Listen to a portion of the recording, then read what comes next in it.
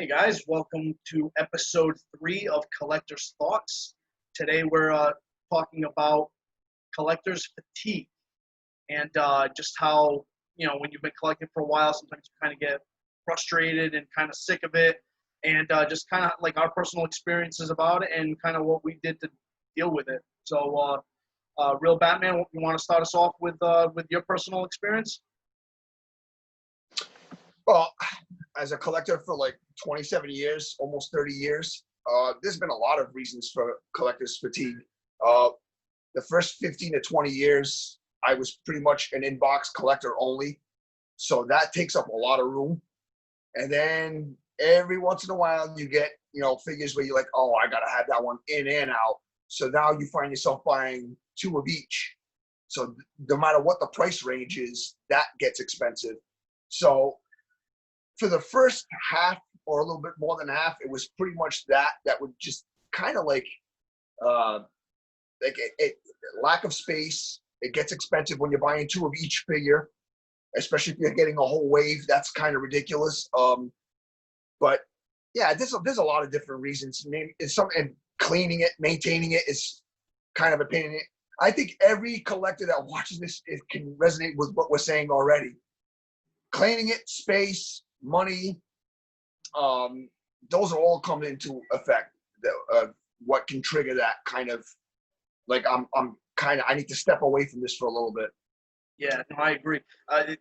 Those are definitely some of the big ones. The money financially, like, trying to get everything that you find appealing. The cleaning, because once you get the product, you have to also find room for it and keep it maintained and looking good. And another thing too, especially recently, at least for me, being like a Funko collector, especially Funko collector, is just the overwhelming news that they just constantly keep, like one wave after another wave after another wave. Yeah, see, you're nodding your head, so you know exactly what I'm talking about. Right.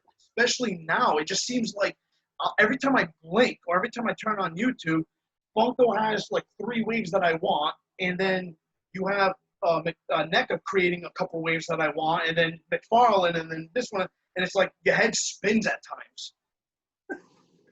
It does. It really does.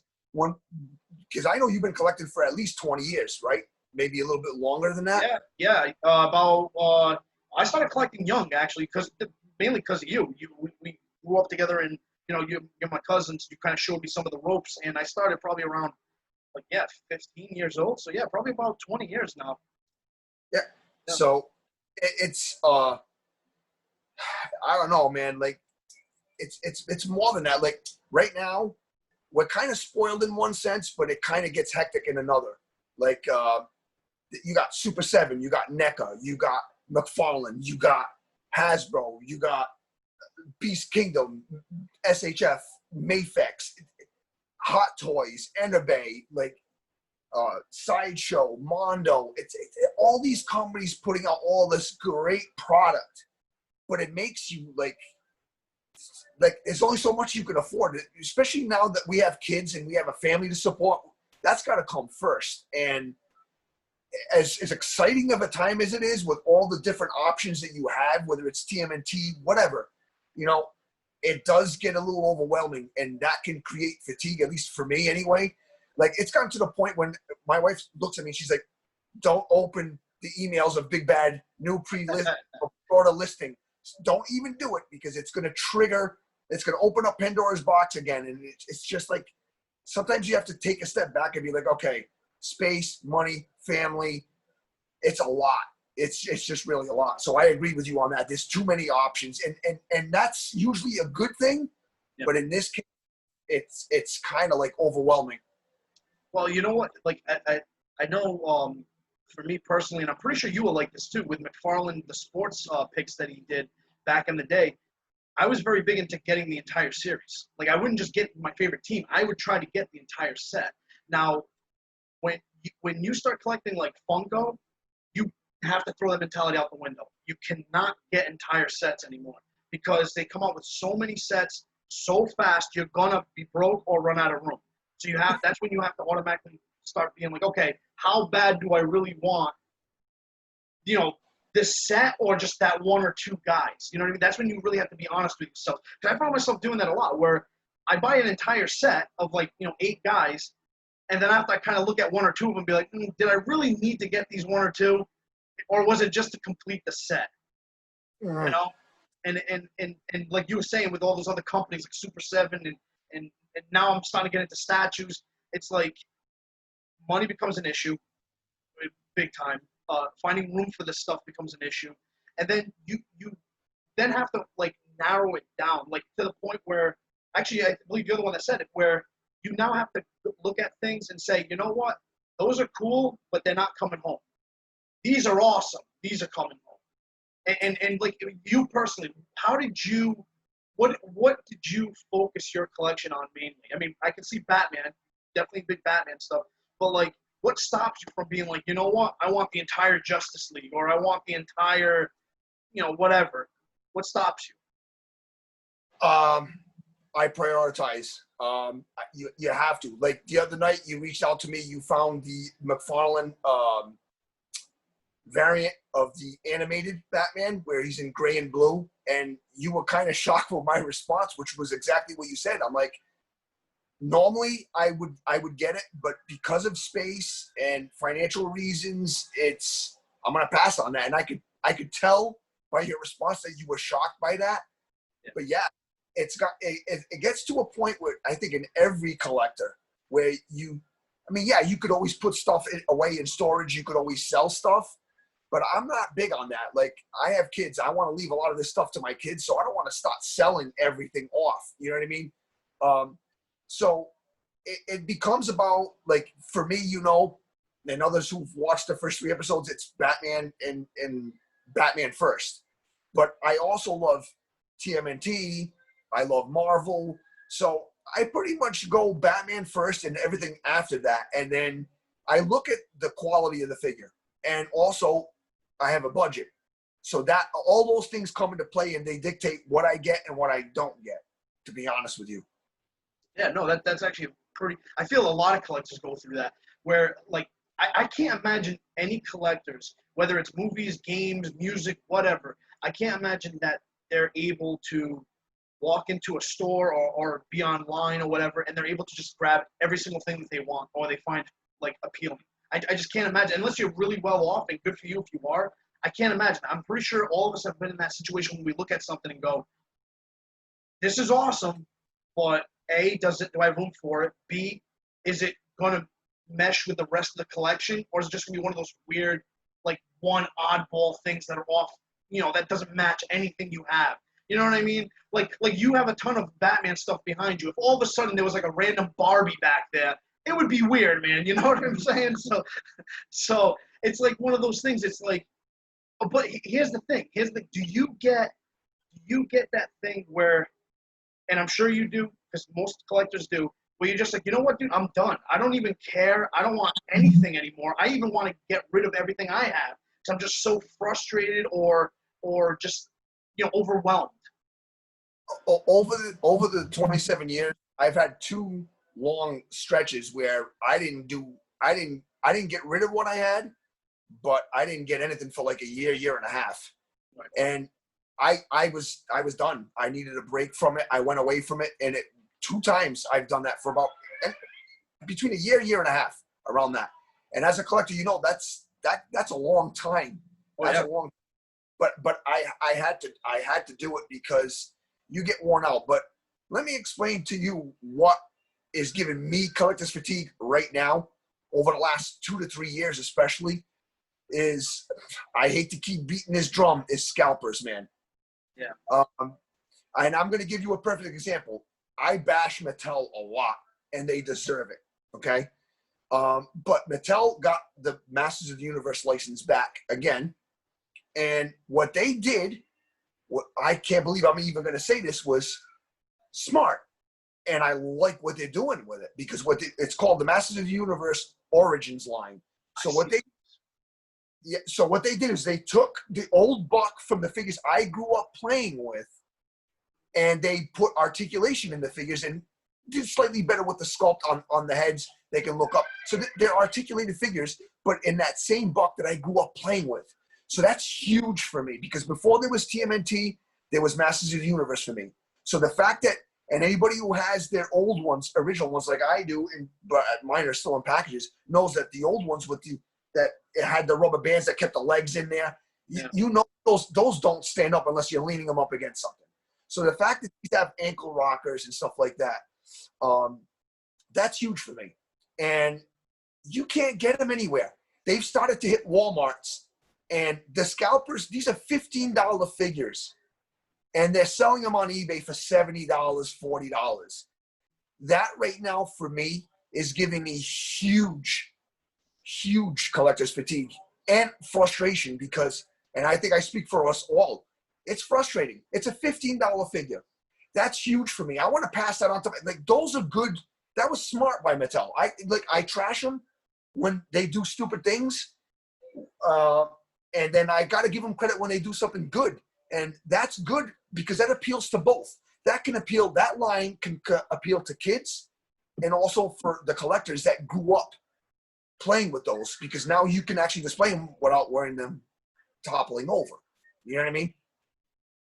Yeah, no, you're absolutely right. I think that's another thing we actually didn't. I'm glad you brought it up. We didn't even talk about it. Is scalpers. That's another thing that will give fatigue because now you're not only battling other collectors and you're battling your inner demons with deciding if you have money and room and all that. But now the scalpers, at least for me anyway, sometimes will even push you to make that decision of buying it now because you don't know if you're ever going to find them again. So you're kind of like, well, if I'm even thinking about it, I better get my hands on it because I'm never going to see these anywhere, And yeah, they definitely take the fun out of it. I mean, it's something that's supposed to be fun. It's action figures, and not just action figures. They're in every field, games and movies and stuff like that. The only thing I gotta say is with games, the way I look at it, because I do somewhat collect games, but I don't just collect games just to have a collection of them. I collect only the games that actually appeal to me. But the good thing about games is that if I don't get my hands on a physical, 9 times out of 10 I can get it digitally, and I can still play the game. I can still enjoy the game. I just don't actually have it on the shelf, which I would rather have it.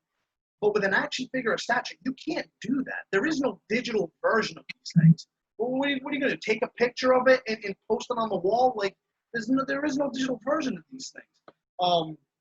So yeah, scalpers definitely take the fun out of it, and it's like you already have enough going on, like to try to already determine whether or not you want them. And like I said, they sometimes push you into buying them, and then you might end up regret buying them and being like, oh man, I didn't even really want them that bad. As a person that's much like as a collector, I can speak for myself right now, and I know a lot of people are probably gonna understand this. Like, I can already feel it coming on. Over the last year and a half especially, like, it's gotten out of control. Our first episode we did was NECA versus Scalpers, which if you haven't checked it out, go check it out. It was a good episode. I think it was a good episode. But it's not just NECA versus Scalpers, man. It's all companies versus scalpers. These physical retailers just put quantity limits. Don't let somebody come in and just wipe the shelf out, because it's that, to me right now. I mean, I got a family, and I love my family. My family comes first, and I know you're the same way, and any responsible parent is going to be the same way. That's got to come first. This is a hobby. We love to do it, but there are responsibilities. There's bills, and there's all kinds of things that have to come first. But right now, nothing is giving me more fatigue than scalpers, and it's frustrating. It's a $15 figure, for crying out loud, and you're turning around and selling it for $70. So for those of you out there that say that they're only making $15, up yours, they're not making $15. That's a perfect example right there that they're making a lot more than $15. And for those of you that are buying from them, stop.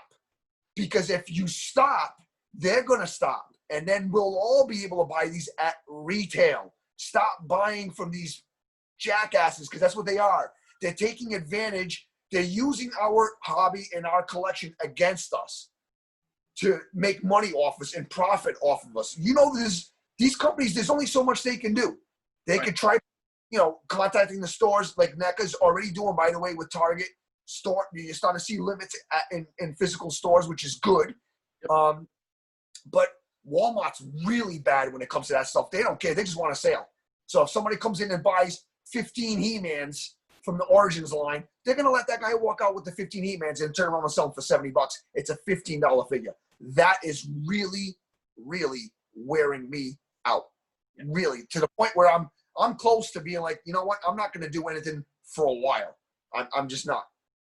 And just so that way we're clear too, there's nothing wrong with taking breaks. It's actually very healthy from time to time. Just be like, you know what? I'm done. I don't want to follow this company, follow that company, worry about finding things in stores. We just drop it and just take a little bit of a mental break from it and just enjoy what you have. Because companies now come out with so much stuff, one after the other, that we sometimes don't even get to actually enjoy what we already have in the collection. Because we're always looking towards the next thing and the next thing. And it's great, but it's, you know, it's a problem because it's like you should be able to enjoy what you've accumulated over the time. And another thing that you touched on too that I kind of want to hit on is the boxes and out of boxes stuff. I keep most of my stuff in boxes. I very rarely take stuff out. I have taken out some of the NECA stuff just because I don't know, man. They look really good out of the box, and I've kind of just accepted the fact that I'm not gonna most likely resell this stuff. So I take them out of the box, set them up the statues. I take them out, obviously. But other than that, everything else stays in the packages. Now, I personally like the packages because they keep them protected. Some of the box art looks really good, and you can keep them on a shelf, you know, nice and safe. But I know you're a big out of the package kind of guy. Now, over the last 5 to 7 years, yeah, because when you look at companies like Hot Toys and even McFarlane, you don't have to rip anything open. So you could just slide these trays out and then put the figures back in. And when these other companies like Mafex started coming out and SH Figure Arts with that style of packaging, I said, well, that's going to save me a ton of space. You know what I mean? And also a ton of money. Yeah, they tend to run a little bit more because Mafex is not, they're not low end, they're not $20 figures, but you're still not buying 2 of each. Although there are some people out there that do that. God bless you if you're able to, if you can afford to do that and have the space for it. But I just don't. I don't even have the space for the boxes that these figures go in. I mean, let alone to have, like I said, the first 15, 20 years, it was just everything was in packages. And I once in a while, if it was a figure I really liked, I would buy 2 of each. And then I found myself doing a lot of that. 2 of each, 1 in the box, leave 1 in the package, take 1 out. It just takes up a lot of room, even when you put them on shelves. I mean, my collection room back then, it was like wall-to-wall packaging, dude. You couldn't see the color of the wall. Plus bookshelves. It was like, this is crazy, dude. Cleaning this room, it's going to take a week. So that gave me fatigue back then. That was those stretches that I went away for like a year and a half was mainly for that. It was because of that. It was like, I don't have any more space. It wasn't a money issue. It was just purely a space issue. It's just this. It's nice in the package. I agree with you. Some of the artwork in the packaging is great. It's fantastic, but the amount of space, I don't know, man. Yeah. Well, the thing is, too, back then, if I'm not mistaken, when you were buying 2 of each, you also weren't buying, you know, like Mafex figures and like, yeah, I was gonna say you're talking like McFarlane and stuff like that, more the $20 range type of figures. Mattel, Hasbro, stuff like that. Yeah, McFarlane. Yes, yeah. So that is one thing that makes it a little bit easier. Because I've done it a couple times. I'm not gonna lie, I don't do it very often, the whole buy 2 thing, but I have done it a couple times with like a $10 figure, $20 figure, something like that. Once in a blue moon. But anything that starts going more towards like the 30 and higher, it's that one thing. So I better make sure if I want that out of the package, that's coming out of the package and staying. You know what I mean? But I mean, the things I have taken out of the package, though, even the things in the package, I'm not planning on selling any of this stuff. I don't know what it is because I've seen other collectors on YouTube that they open everything. They don't care because they're not planning on selling it. I can't do it. I have just been bred to keep everything in packages. I remember the first time I even bought a statue. I even looked at the guy that sold me the statue. I can't remember what store it was at, but I looked at him. I said, "Do these come out of the package?" And the guy looked at me like I had 8 heads. Like, yeah, it's a statue. Of course it comes out of the package. You know what I mean? Because I'm just so used to everything being in a package. And it's like, I'm not selling this stuff. So what does it matter if it's in the package or not? But certain packages that the artwork looks so good. The Funko Pops, I love how they stack so easily. And they're so uniform looking. And then McFarlane, his stuff, and even the Legends, their packages are also really, really good now too. Whereas some of the older stuff, like the cardboard backs, are a little more difficult to peel and stuff like that. But yeah, I mean, I don't really take much out. But my whole point is the stuff that I have taken out, I kept the boxes. In my basement, I have a section where the damn boxes are from the floor all the way to the ceiling. I can build a damn fort out of the box. Like, part of me wants to just chuck all the boxes out, but the other part of me doesn't in case I have to repack them for whatever reason. So it's like, what do we do with the damn boxes? All these things are what lead to collector's fatigue over the years, definitely. Yeah. So definitely, it's all of it combined. But I'm just gonna leave it with right now. I hear you on the boxes and the in and out of packaging. I agree with all that. Everybody's different. Some people want. I take a lot of stuff out now. I just don't have room to leave everything. I do have stuff in packages, but I take a lot of stuff out. I want to let it breathe. I want to enjoy it. If I do want to repose it, I know I can. But in terms of the fatigue, the main thing that's causing fatigue, and I'm going to say it again, is freaking scalpers, dude. Stop doing it. Stop taking advantage of people. Stop using their hobbies against them. It's disgusting. It's wrong. You're taking a $15 figure that I grew up playing with now that has articulation. And if I want that until it's available in all retail stores next year, because this year Mattel's only doing it at Walmart, which is a disaster. So until next year it's available at all retailers, they're going to keep doing this. They're going to go in, they're going to get them all out, and they're going to buy them all up, and they're going to sell $15 figures for $70. It's crazy, dude. It really is. It's creating some serious fatigue for me. I don't know about you, but right now, above all the boxes, above the space, which everybody runs into that problem, no matter how big of a collection room you have, you outgrow that room pretty quickly, especially all these companies coming out with all these figures. It's the scalpers more than anything else.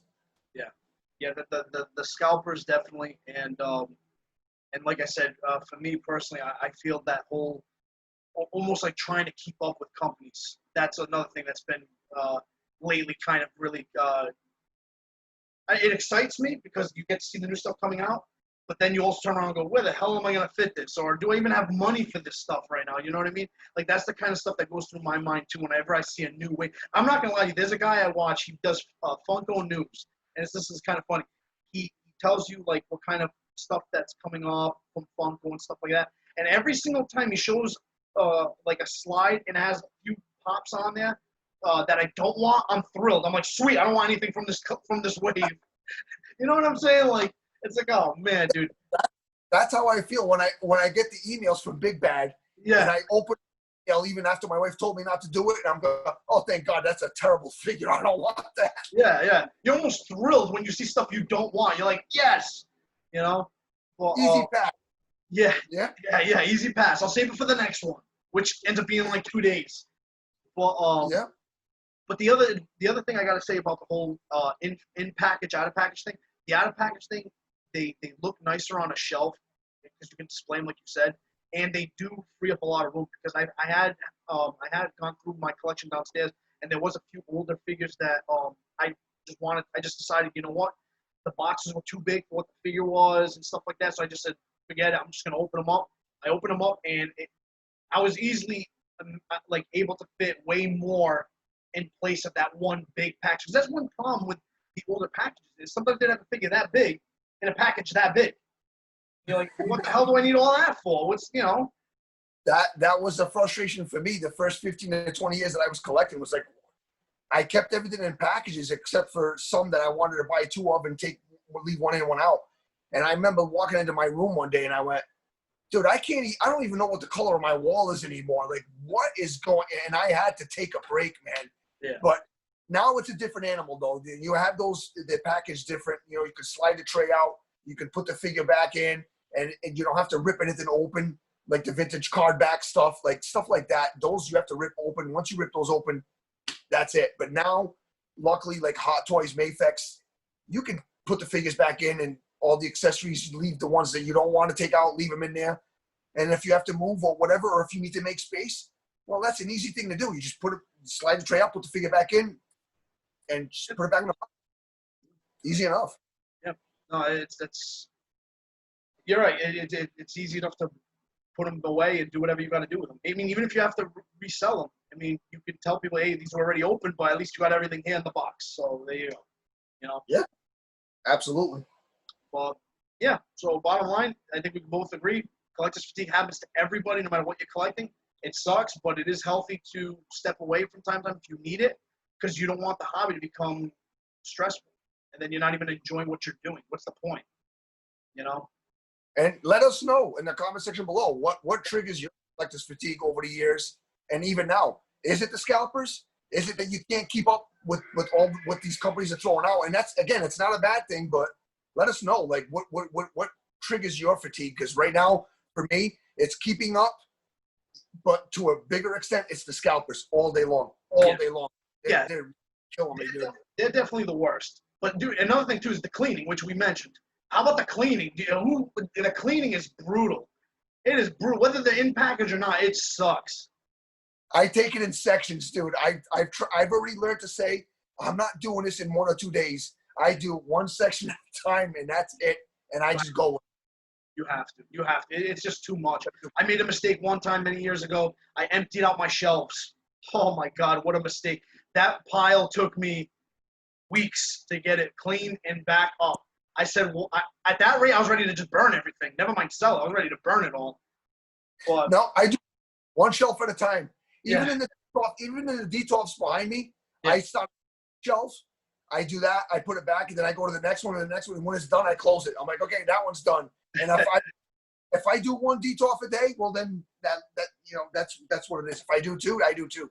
But the thing I don't mind so much, and every collector is different. It does get under your skin if you try to do it all in one shot.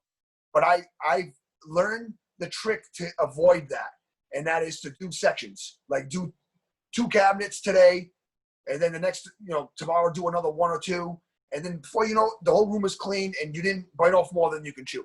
That's the way I go around getting that. Emptying out a whole shelf, you're crazy, man. I would never do that. Dude, I don't know what the hell I was thinking. It was just one of those times where I'm just like, I'm going to clean everything. And it was a terrible, terrible idea. I regretted it. I learned my lesson. I never did that again. Yeah, absolutely. But let us know, guys. Like, Real Batman said, what do you guys, what's really giving you fatigue right now? What do you guys do with the boxes? Let me know what you do with the empty boxes, because I don't know what to do with them. I'm about to just put them all over my walls as like wallpaper. And the cleaning. Do you guys do like how he does it? Are you guys like, just throwing everything and just saying forget it? I'm not gonna clean it ever. Like, what do you guys do, man? Let's have a conversation about this. But thank you guys very much for watching. That's all I got. You got anything else you want to add?